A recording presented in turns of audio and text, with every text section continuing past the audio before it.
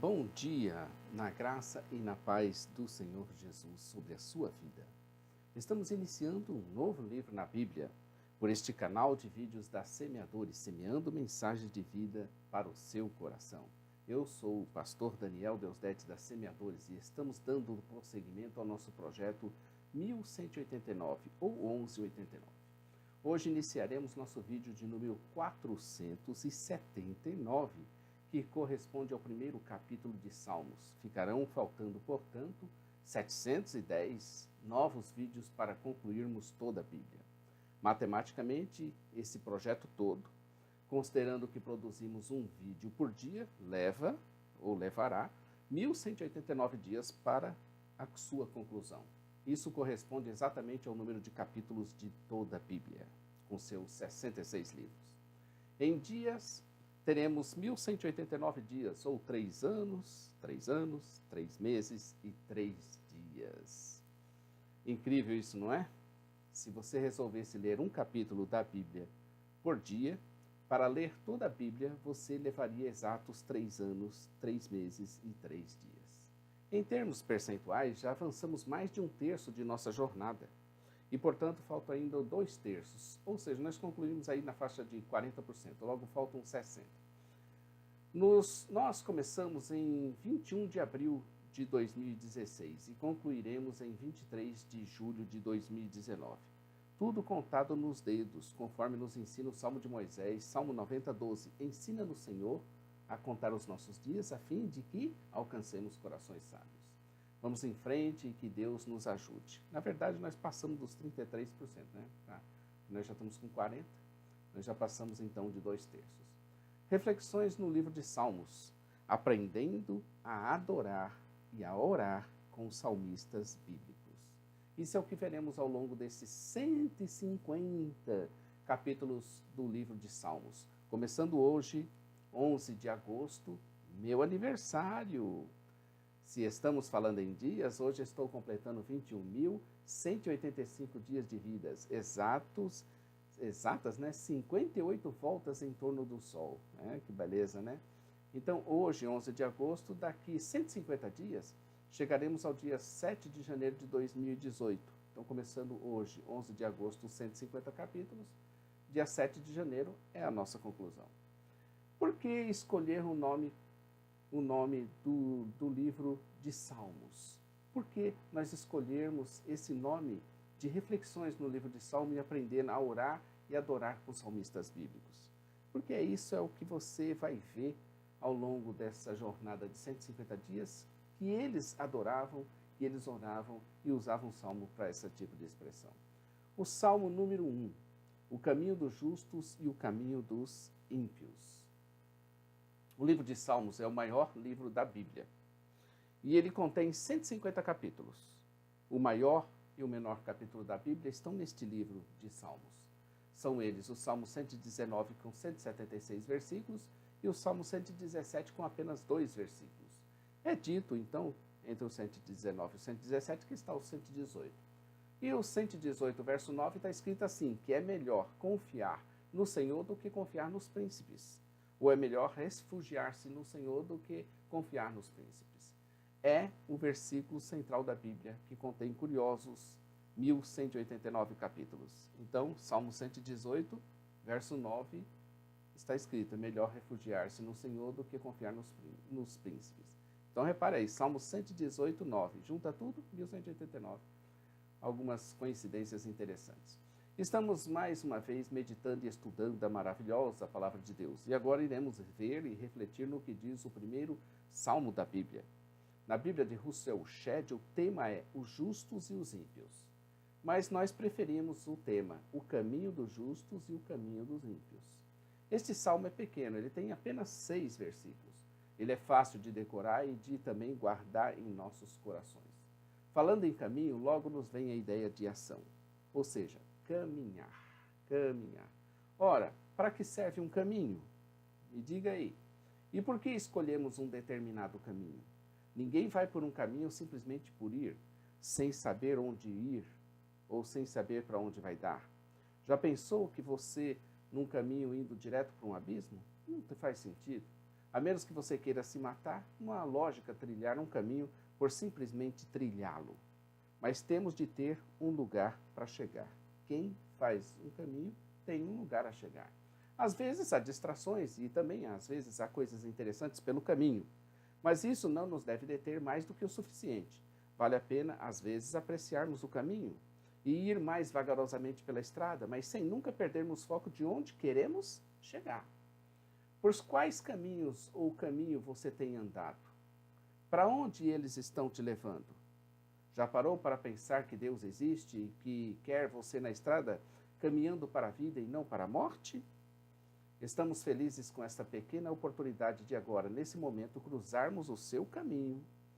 Deus nos colocou aqui como profetas de Deus para adverti-lo dos perigos de seguir qualquer caminho.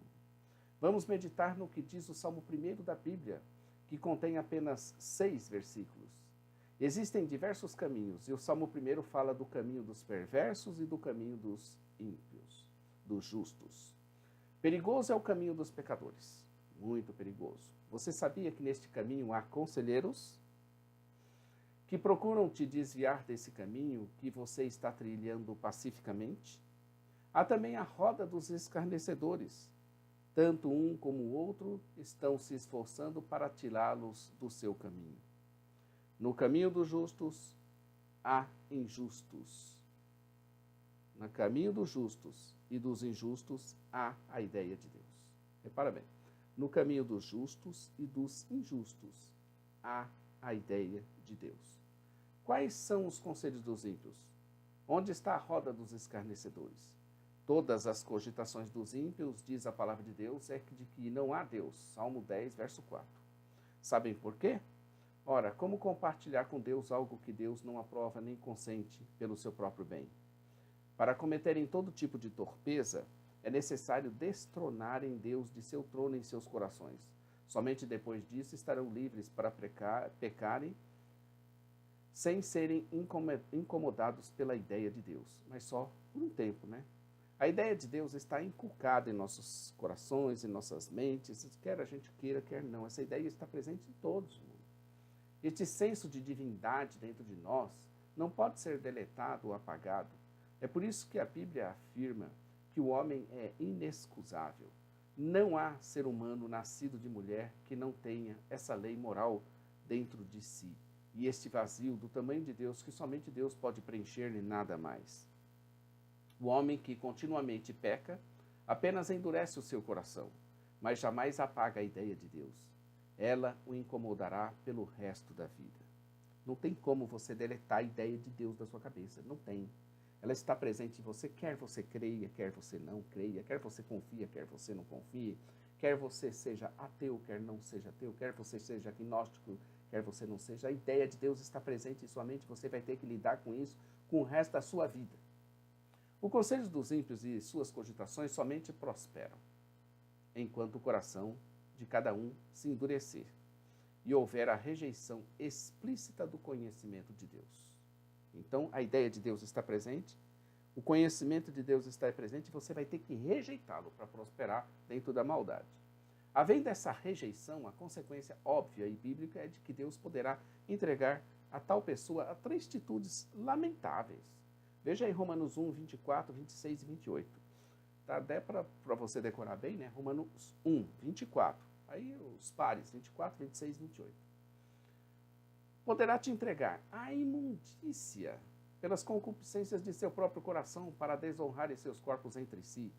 Pode te entregar às paixões infames, inflamando-se mutuamente em sua sensualidade, em suas práticas reprováveis, homem com homem, mulher com mulher, cometendo torpeza. E pode te entregar a uma atitude mental reprovável para praticar coisas inconvenientes. Há, no entanto, cura para isso, pois Deus é rico em perdoar, conforme Isaías 55, verso 7.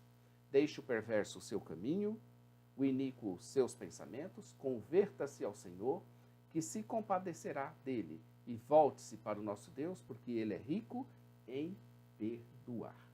Mas é necessário abandonar os seus próprios caminhos e pensamentos e voltar-se para Deus. Se você está tendo acesso a essa palavra, Entenda que Ele, Deus, ou está te alcançando, ou já te alcançou pela pregação, e está gerando em ti a fé suficiente para a sua resposta.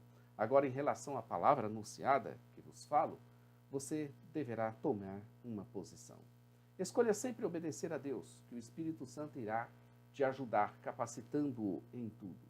Deus não nos chamou para sermos pregadores famosos, mas mensageiros de Deus.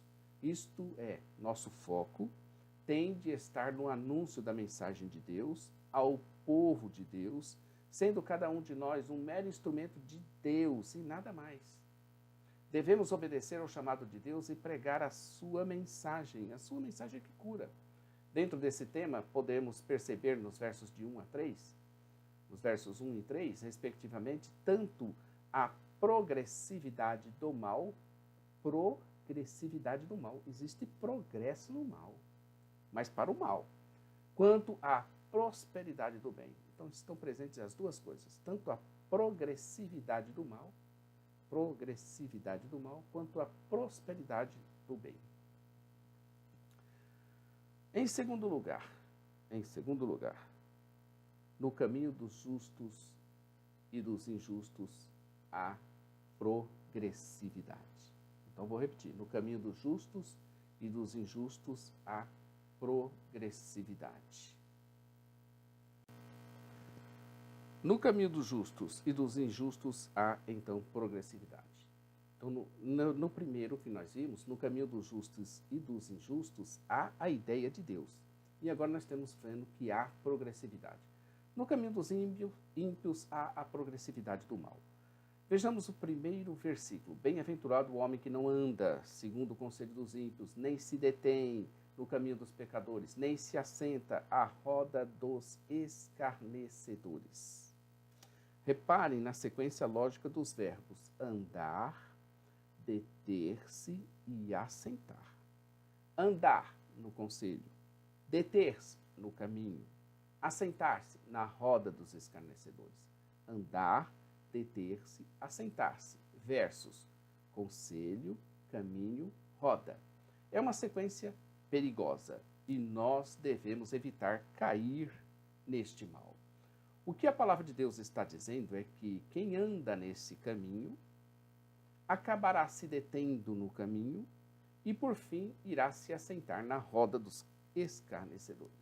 É como um ditado que diz que um abismo chama ao outro, e o outro chama às profundezas, e esta chama ao inferno, de onde não mais terá volta. Também é o caso de quem apenas quer dar uma experimentadinha, só para ver como é que é. É melhor não experimentar nada, se aquilo que formos experimentar poderá vir a nos comprometer diante de Deus. É como dizem, você dá um dedinho para Satanás e logo ele quer a mão. Você não resiste e dá a sua mãozinha e logo ele quer o seu braço. Você não resiste e daqui a pouco todo o teu corpo estará queimando no inferno. A sanguessuga tem duas filhas, dá e dá. Essas três coisas nunca se fartam e com a quarta nunca dizem basta. A sepultura, a madre estéril, a terra que não se farta de água e o fogo nunca dizem basta. Provérbios 30, versos 15 a 16. Aqui nós vemos algumas coisas que nunca dizem basta e nunca se fartam. Assim também a nossa volúpia. Assim também são os nossos desejos malignos. Quem a eles se entrega, torna-se escravo. Vejam o caminho dos viciados e dos que estão presos por hábitos e por manias pecaminosas. Nunca há um momento em que poderão dizer, estou abastado e satisfeito. A força do vício não está na satisfação do momento, mas na prisão do corpo. Não existe despedida no cigarro ou no álcool, ou nas drogas, ou no sexo, que o Espírito Santo reprova. Porque o que dá prazer não é aquele que você está curtindo naquele momento, mas sempre a próxima dose. É o manter-se na prisão que satisfaz. Mas Jesus hoje trouxe a ti esta palavra porque quer te libertar de seu vício, seja ele o que for. Eu, Daniel Deusdete, já fui dependente de cigarro por muito tempo. E como sofri com esse hábito que me dominava completamente. Na hora do vício, quando a vontade vinha e subia a níveis críticos, nada mais importava. Era como se eu fosse controlado por um controle remoto, que me conduzia a um determinado lugar para eu encher meus pulmões de nicotina e esta dar ao meu corpo aquele alívio daquela tensão provocando em mim a satisfação. Se eu me recusasse a atender o apelo do vício, era como se eu fosse torturado. Isso no tabaco. Agora imagine a cocaína, o crack, o álcool, a pornografia e tantas outras coisas. A pressão do vício é tão forte que a pessoa fica cega e capaz de roubar e até matar para conseguir a próxima dose. O que torna o homem dependente não é a dose que ele consegue, mas a continuidade do seu estado dependente de escravidão, de servidão ao seu atual senhor, o diabo. Vós tendes por pai o diabo, e quereis satisfazer os desejos de vosso pai. Ele foi homicida, e quereis satisfazer os seus desejos. Ele foi homicida desde o princípio, e não se firmou na verdade, porque não há verdade nele. Quando ele profere mentira, fala do que lhe é próprio, porque é mentiroso e pai da mentira. João 8, verso 44. É mentira que você precisa do cigarro. É mentira que você precisa da cocaína. É mentira que você precisa do crack. É mentira que você precisa do álcool. É mentira que você precisa do sexo reprovável pela sua consciência e pelo Espírito Santo. O diabo é o pai da mentira. Agora te convidamos a largar essa sequência maldita de andar conselho, deter-se caminho e assentar-se roda. Assim, levante-se em nome do Senhor Jesus desta roda dos escarnecedores. Saia deste caminho que não dá glórias a Deus e abandone o conselho dos ímpios. Já vimos então o que denominamos de progressividade do mal. Andar, deter-se, assentar. Sim, é uma progressividade, isto é, vai aumentando de intensidade e força, ou que evolui gradativamente ou por etapas. O melhor mesmo a se fazer é não dar a mínima brecha à situação do pecado e já logo cortar de vez qualquer mal pela raiz. Antes que o mesmo faça sua progressão, não deixe o mal progredir, se ele já começou em sua vida. Dê um basta a isso agora, em nome de Jesus. No caminho dos justos, há o prazer dos justos. Se no caminho dos ímpios há a progressividade do mal, no caminho dos justos há o prazer dos justos. O verso 2 fala que é verdadeiramente feliz e não é como aquele que anda, se detém, se assenta à roda dos escarnecedores. Antes, este tem prazer, tem alegria, tem gozo na lei do Senhor, e assim nela de dia e de noite medita, isto é, de forma contínua. Duas coisas são destacadas pela palavra do Senhor com relação à sua lei e à sua palavra. A primeira, prazer, a segunda, meditar. Você ama a palavra de Deus a ponto de sentir prazer nela? Se não, comece a orar e a pedir a Deus que o ajude a ter prazer na sua lei, para que você possa meditar nela. Realmente, somente meditaremos nela se formos sentir prazer. Se fizermos algo forçado, não será bom para o nosso aprendizado. Por que eu sentiria prazer pela sua palavra? Ora, porque ela foi comunicada por Deus para nós. A palavra de Deus não foi produzida pela vontade humana, nem mente humana alguma conseguiu um grau de desenvolvimento e iluminação a ponto de traduzir o conteúdo da sua palavra. Repare aí 2 Timóteo 3, versos 16 e 17. Toda a Escritura é divinamente inspirada e proveitosa para ensinar, para redarguir, para corrigir, para instruir em justiça. Verso 17. Para que o homem seja perfeito e perfeitamente instruído para toda boa obra. 2 Pedro 1, 21. Porque a profecia nunca foi produzida por vontade de homem algum, mas os homens santos de Deus falaram inspirados pelo Espírito Santo. Eu devo sentir prazer em sua lei, porque ela é a sua lei. Eu tenho de entender que foi o Criador, foi Deus, o bendito Criador, que nos deu a sua palavra para, por meio dela, termos vida e conhecermos a sua vontade. Deus nos deu sua palavra e em relação a isso eu não posso ficar imparcial. Ou eu reajo a esse conhecimento glorificando o Senhor, ou eu vou duvidar dele, de que ele me deixou tal palavra. Nós, conservadores, cremos na Bíblia como palavra de Deus, única, suficiente, inerrante. É por isso que o Espírito Santo comunica que o homem que não anda segundo os conselhos dos ímpios, nem se detém no caminho dos pecadores, nem se assenta na roda dos escarnecedores, tem o seu prazer na lei do Senhor, e nela medita de dia e de noite. O ímpio não tem esse prazer, nem nela medita nunca. Talvez até respeite, mas jamais irá ter prazer em nela meditar. No caminho dos justos, a progressividade do bem. No caminho dos justos, a progressividade do bem. Agora sim, poderemos ir para o verso 3 e meditarmos na progressividade do bem. Veja o que diz o verso 3 desse salmo. Pois será como a árvore plantada junto a ribeiros de água, a qual dá seu fruto a seu tempo, as suas folhas não cairão, e tudo quanto fizer, prosperará. Primeiro, nós vimos que ele, o justo, tem prazer na lei do Senhor e nela medita de dia e de noite. E em complemento que ele será como árvore plantada. A árvore é sinal de longevidade, de vida, de força, e nos comunica, neste caso, a ideia de vitalidade e de utilidade. Quando estamos diante de uma árvore robusta e de profundas raízes, logo nos vem a ideia também de segurança. Seus galhos são fortes, envergados para cima e pode servir, dependendo do caso, de coluna e de apoio para uma infinidade de coisas. Derrubar uma árvore, por exemplo, não é uma tarefa fácil por causa da sua firmeza. A árvore também é um bom exemplo de vida. O nosso Deus é vida e tudo o que faz comunica vida. Podemos reparar que muitas coisas na natureza e nós mesmos, os humanos, nos beneficiamos da árvore. Ela pode nos dar sombra, ela pode nos dar abrigo, proteção, alimento e até servir de remédio. Assim é o justo ou o caminho do justo. Por onde ele anda, ele estará levando consigo o sinal de vida, da vida de Deus, da utilidade, da vitalidade. Os que estiverem ao redor dos justos quererão se beneficiar dessa sua característica. Isso me faz lembrar o episódio bíblico da destruição de Sodoma e de Gomorra, cujos moradores se afundavam no pecado. Sabem por que a cidade não tinha sido destruída antes? Por causa dos justos que nela havia, que segundo os cálculos de Abraão, não passavam de 10. Meu querido, basta apenas um justo para mudar o destino de uma cidade inteira.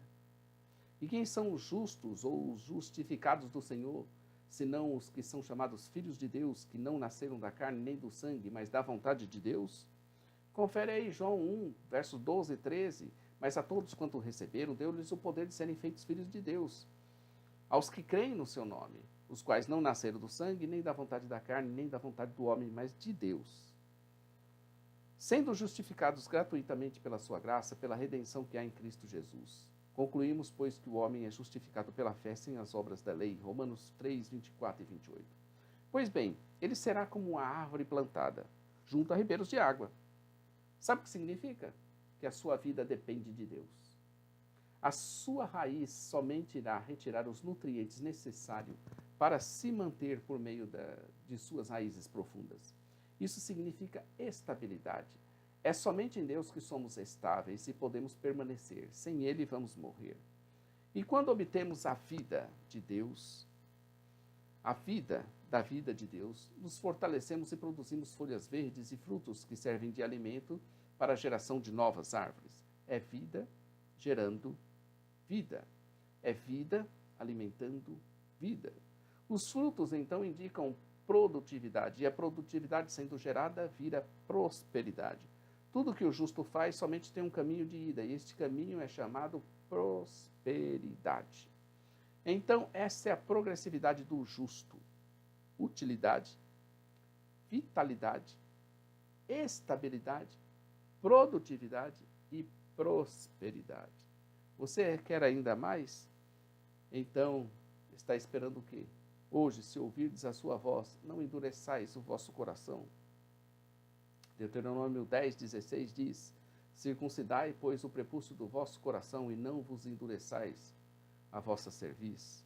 2 Crônicas 38 diz: não endureçais agora a vossa cerviz como vossos pais. Dai a mão ao Senhor e vinde ao seu santuário, que ele santificou para sempre, e servi ao Senhor vosso Deus, para que o ardor da sua ira se desvie de nós. Salmo 95, verso 8. Não endureçais os vossos corações, assim como na provocação e como no dia da tentação no deserto. Hebreus 3, 8. Não endureçais os vossos corações, como na provocação e no dia da tentação do deserto. Verso 15 de Hebreus, enquanto se diz, hoje, se ouvirdes a sua voz, não endureçais os vossos corações como na provocação. E finalmente, Hebreus 4:7, determina outra vez, em um certo dia, hoje, dizendo por Davi, muito tempo depois, como está dito, hoje, se ouvirdes a sua voz, não endureçais os vossos corações. Vamos agora comparar o caminho dos justos e o caminho dos ímpios.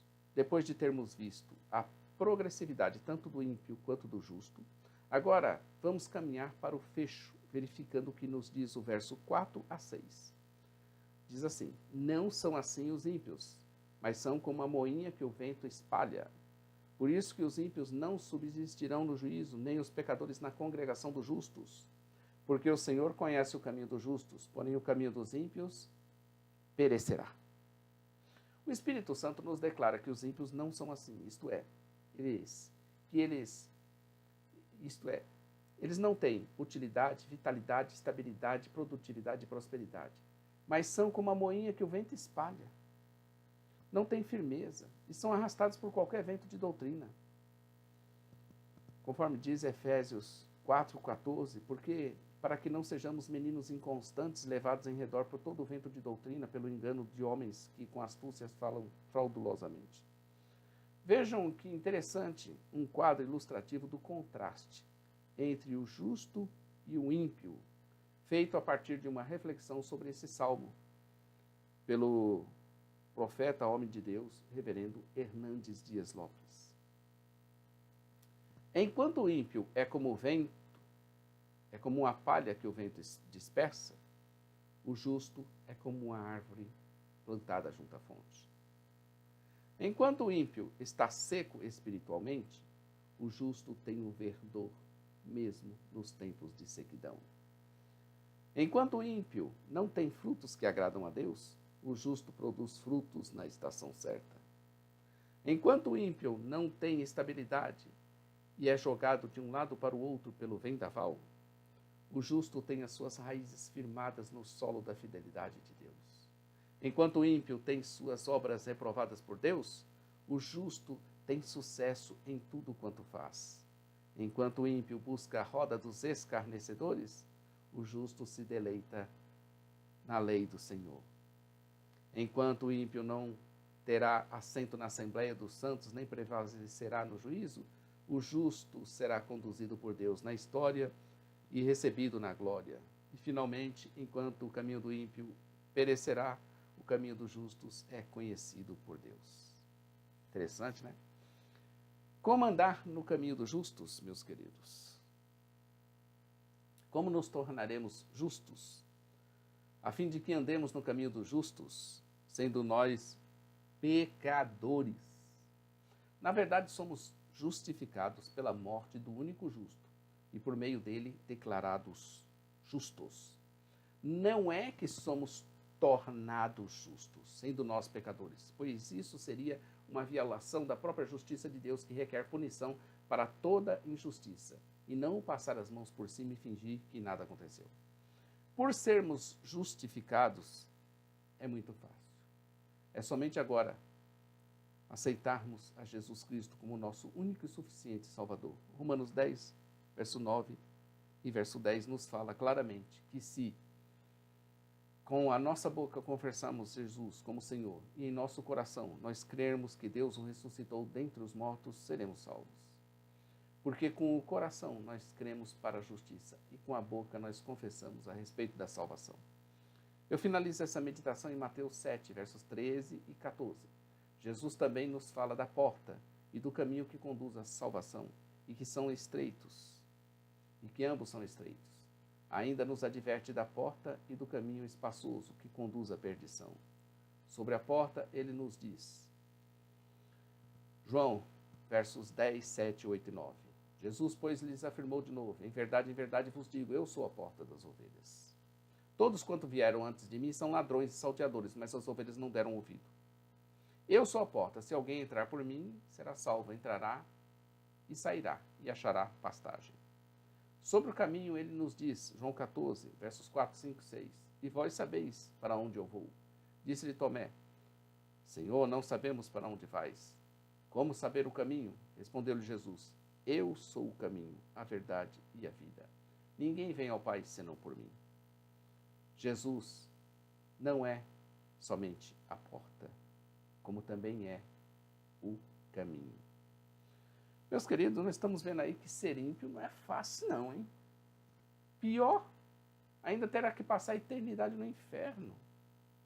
Não seria melhor ao homem ceder, recuar, ouvir a voz do seu Criador e obedecê-lo, passando a eternidade nos céus? Apenas dois caminhos e não há saída. Não tem como permanecer neutro em relação a Deus.